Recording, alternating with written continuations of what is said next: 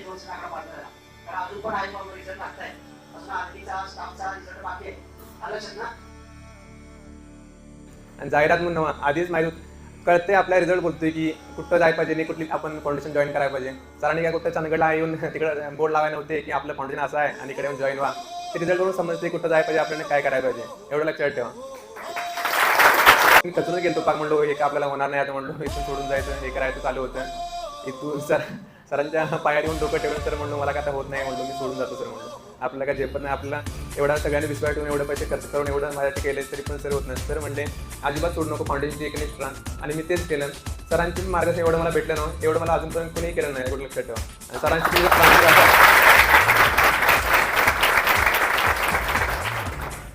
आर्थिक असू दे किंवा मानसिक पूर्ण सरांनी हायचा सपोर्ट आम्हाला केला आहे. आणि तुम्ही सरांची एक निष्ठा एवढं